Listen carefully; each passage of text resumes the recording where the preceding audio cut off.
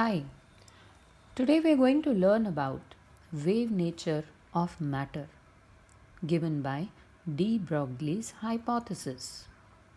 Nature loves symmetry.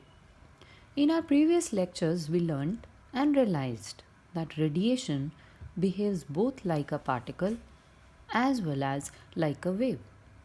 So, since nature loves symmetry, de Broglie considered this hypothesis to prove, and ultimately he did it also, that matter also has dual nature.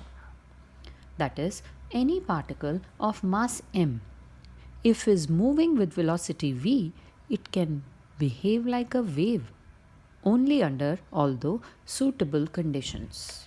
Such waves related to matter he named as matter waves.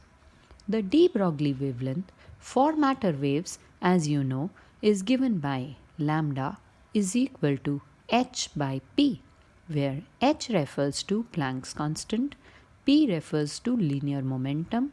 Linear momentum, we all know, is the quantity of motion contained in the body for a particle and is given by the product of mass and its velocity.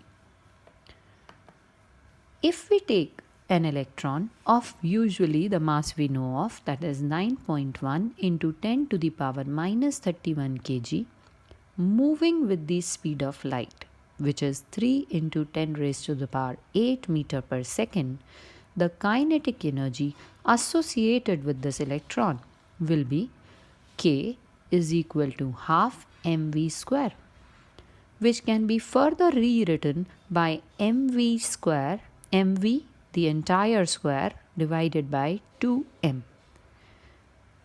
This gives rise to kinetic energy in terms of linear momentum, the expression as k is equal to p square by 2m, where I just mentioned a while ago p is nothing but the product of mass and velocity.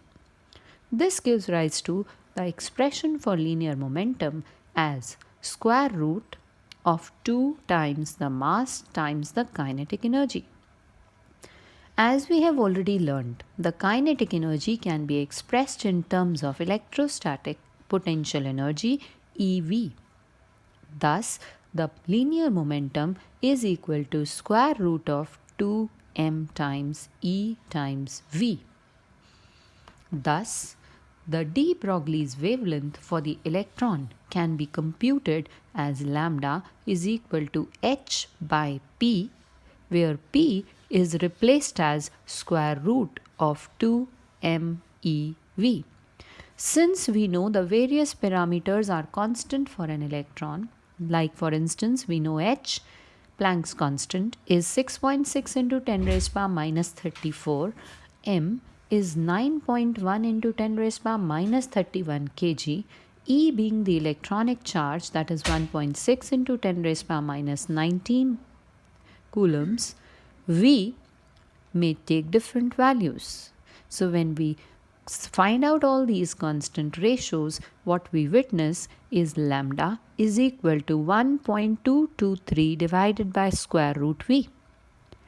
This gives an answer for lambda in angstroms or nanometer also we can find out.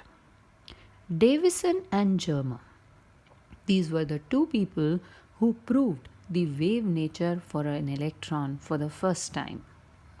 They studied the diffraction effects of electron in crystal diffraction experiments and proved that electron behaves as a wave under special conditions. This was a landmark discovery which proved and yet again emphasized that even matter behaves like a particle as well as a wave. Thank you.